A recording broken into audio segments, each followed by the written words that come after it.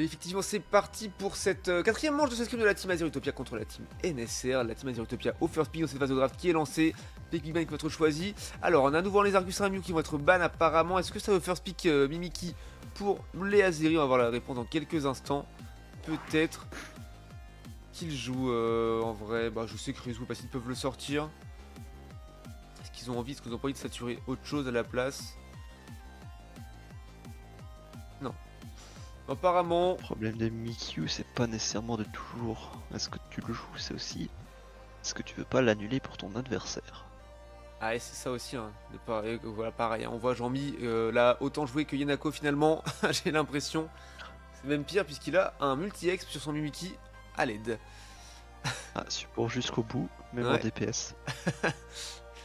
Réel, complètement réel. Je mettrai des multi-exp sur tous mes pics pour pouvoir chase mieux mes adversaires. Et du coup, oh, jolie doublette. On s'assure Mouscoto et Tortank, sachant que Tortank est un bon counter de Mouscoto. On s'assure les deux dans l'équipe. Par contre, on annonce directement hein, le top laner. À mon avis, ça va prendre un petit Mélodelf. Ouais, sans grande surprise hein, là-dessus. Pour déjà ne pas le laisser en face et donc laisser Mimiki un petit peu plus free. Et ensuite, laisser Est-ce que ça sortirait pas un Noctali support côté NSR? Ça pourrait être bien avec le regard noir face à Mimikyu. Est-ce qu'ils t'ont entendu? Est-ce qu'ils t'ont entendu? Eh bien non, Ah, ça va ça prendre sortira le blanc coton. Ah, ils Blanc auraient coton pu, plein. ils auraient pu sortir ça avec Noctali support avec vœux et regard noir, ça marche plutôt pas mal. C'est pas la plus grosse source de heal, mais les regards noirs sont vraiment bien pour counter à Mimiki, c'est vrai que c'est assez open.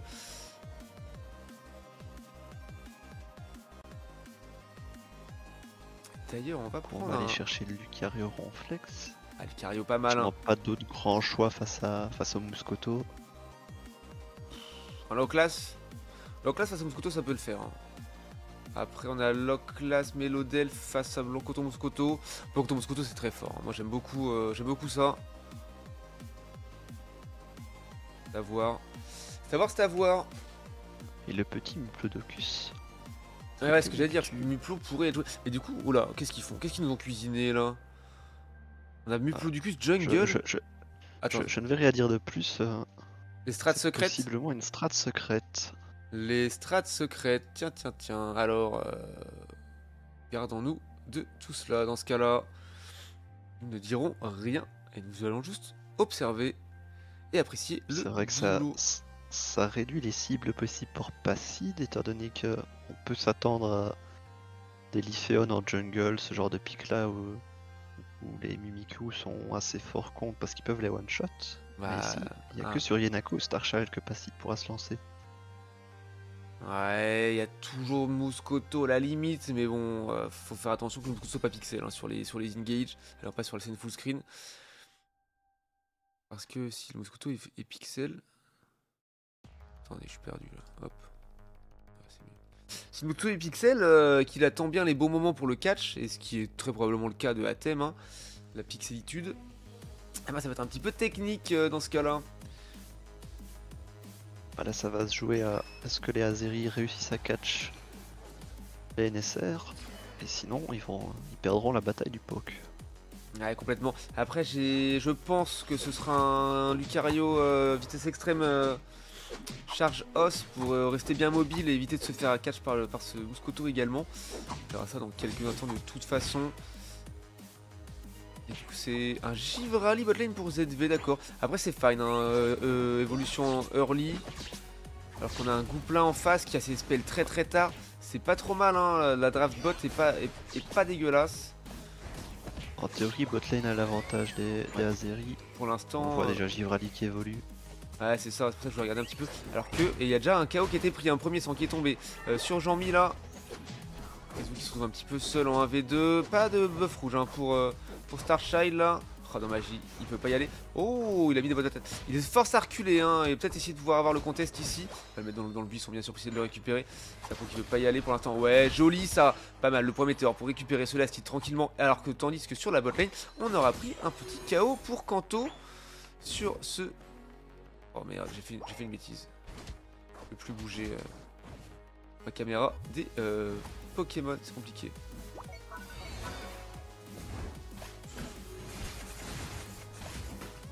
Alors en bot lane quand on essaie de s'enfuir. Ouais. Pixel HP, Saitama a arrêté le chase. Petite sieste dans le buisson là pour se remettre bien. Et on va essayer de chercher... Ouais, ouf. Très Ok. bon pistolet à eau. Ouais, très bon pistolet. Après, on s'est sacrifié hein, de la part de Kanto sur... D'ailleurs. Oh non, j'ai choke. C'est pas grave. On sacrifie hein, pour laisser ZV en vie, ce qui a fonctionné hein, d'ailleurs. Donc, toujours bon hein, d'essuyer les plâtres pour ces bros là. De la part des tanks.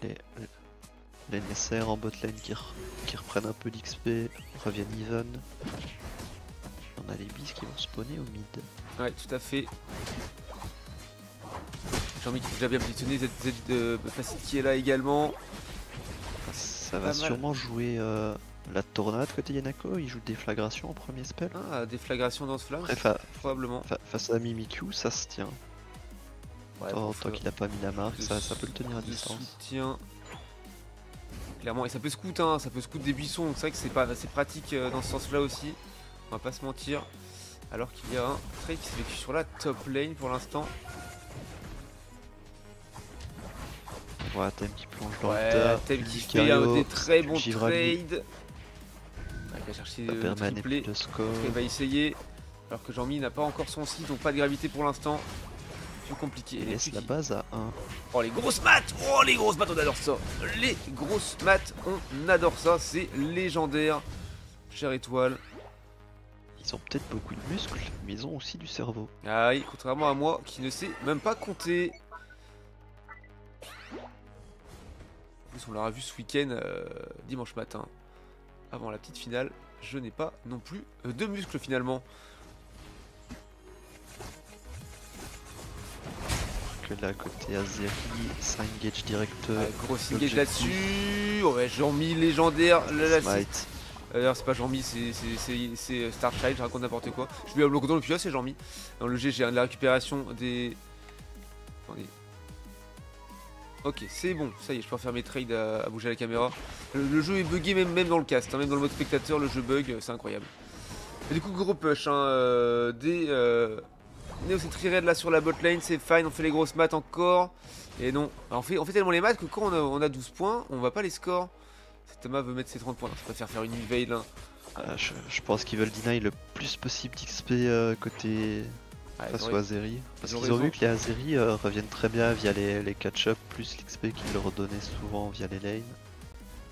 Peut-être que les NSR tentent une nouvelle approche. Ils veulent casser ici les 24 points. Un 30 overscore, c'est pas énorme, mais c'est fun, ça permet de détruire sans un overscore ridicule, donc pourquoi pas. Et puis en plus, ça les met très bien pour avoir l'espace et le contrôle pour jouer ce Regileki. Starchild qui engage solo. Est-ce que c'est pas un petit peu dangereux? Ouais, il préfère aller essayer d'aider là. Le pauvre Yanako qui se fait dive. Derrière, ça répond bien. Et ouais, bah Thème qui va avoir son 11 là, et qui est pixel, hein, voilà ce que je disais. Quand on est pixel, on attend patiemment que la calinerie soit finie pour claquer ses spells et ça fonctionne. Et on peut faire mal. Oui Mickey, il suffit juste d'attendre légèrement. Ah c'est dommage, hein. Très bien joué de la part de Starchild là, de récupérer ce Regileki avec un bloc coton face à un Lucario. Et c'est un point boost d'ailleurs du côté de Lucario, ça ne sert pas à vitesse extrême. C'est point boost et close combat. Ouais, point boost close combat.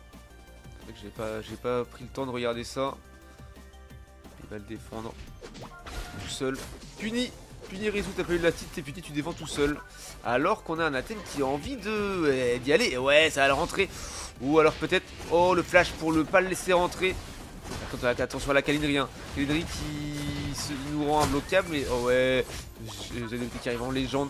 Terminé, ils ont pas envie de se laisser rentrer sur Regileki et ils ont raison. Allez, faut y aller, faut le dépop, voilà.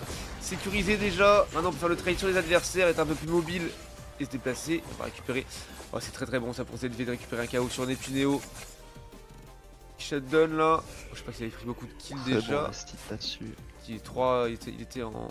Ouh, ça touche, tombe porté avec dont ils font défensif là. Oh ouais, on les a mis bien loin derrière, c'est pas mal. Ok, le jeu dangereux qui est claqué. On a également, oh oui, destruction de Melodevs qui est claqué. D'ailleurs, il s'est fait détruire par la même occasion. La bonne pyromagie là de Yanako pour dézoner et des push. 7 T1 top lane, ils n'ont pas rentrer beaucoup de points. 38 à 210 à nouveau, hein. Les NSR bien devant là.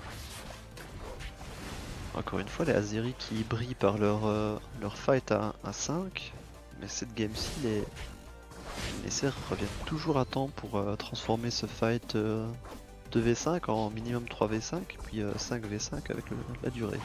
Ah, et puis là, il joue bien un paquet, il se lâche pas d'une semelle.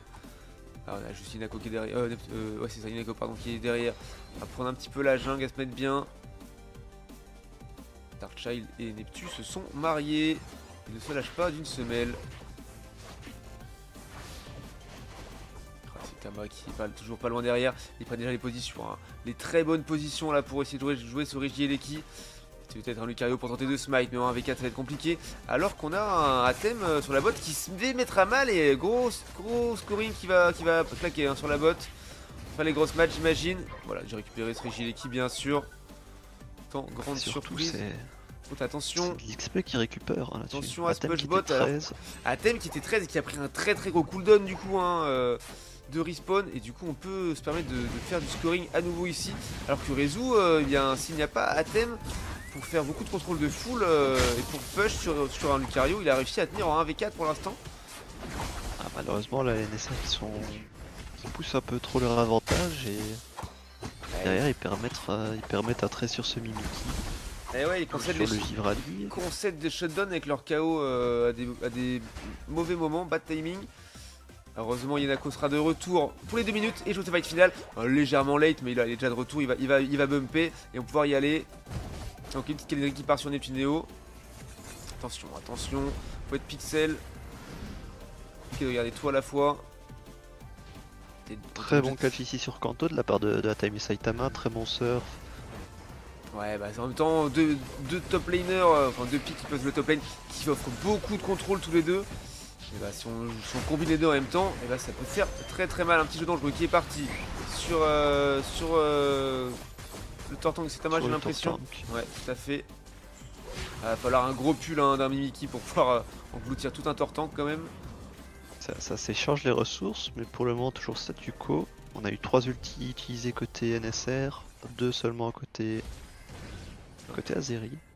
2, j'ai l'impression que 3, il en manque un, non, c'est parce que c'est pas encore récupéré. Givral vient de le récupérer. Ah ouais, il avait pas encore, il avait claqué un petit peu tard peut-être. Ça, il avait claqué pour défendre cette bot lane. Attends, c'était pas à ce moment-là. Kanto qui est déjà de retour, hein, après son cooldown, avec qui se refait des pops quand on flex. En fait, il s'essouffle un petit peu en fin de game, j'ai l'impression, hein, de manière générale. La bonne pyro magie claquée. Attention, il peut faire très mal ce catch. Et Tuneo qui fait un boulot également. Oh ouais, et Atem qui va aller chercher Passil là. Et ils ont FF carrément. Ils ont préféré FF. Bon, après, il restait que Passil qui allait tomber également. Vous savez que ça allait être compliqué. Après, Mimikyu, on peut un V5 avec Mimikyu. Il suffit de prendre un KO. Après, côté NSR, il y avait toujours le support en vie et c'était tous des tanks. Donc ça aurait été quand même dur d'un V5. Ouais, ça aurait été difficile, mais on peut toujours le faire. On va pas se mentir que tout est possible. Ici, il y a eu un très bon unite de Yanako. Très bon engage derrière de Neptune Atem qui ont forcé les Azeri à rester dans cette unite pour ce fight. Ah ouais, ils ont bien géré le fight, les NSR. C'était pas mal du tout. On est à 6 KO d'un côté contre 27 de l'autre. Donc c'est une cata pour les Azeri là.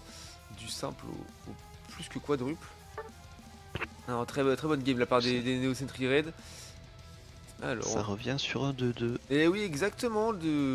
Techniquement, le deuxième BO est remporté par les NSR. Après, si on part sur 2-1, là, ce serait que la première game du deuxième BO.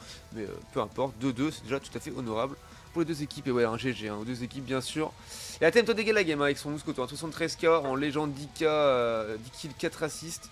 C'est magnifique. Voilà, des Mouscoto comme j'aime en voir. Ah, ici, les NSR qui ont vraiment bien brillé sur l'ensemble de la game à jouer paquet. On l'a vu les quelques fois où les NSR ne jouaient pas paquet, contrairement aux Azeri, ça a permis aux Azeri de reprendre un peu d'XP, des shutdowns, de l'espace, mais sur la fin, les NSR se sont bien synchronisés. Ouais, ils sont restés solides et ils ont été parfaitement synchrones entre eux. Et ils ont dû bien communiquer dans le vocal, là ça fait plaisir. Oh let's go, Rémi qui supporte toutes les équipes, j'adore. Ça j'aime bien, ça j'aime, merci pour ça. Jean-Mi, un stop dégâts live avec 62k sur Melodelf, c'est très peu de heal pour un Melodelf, on va pas se mentir. Top dégâts de top heal pardon, de la game quand même. Et derrière on aura bien Kanto, top tank de la game avec son ronflex 65k.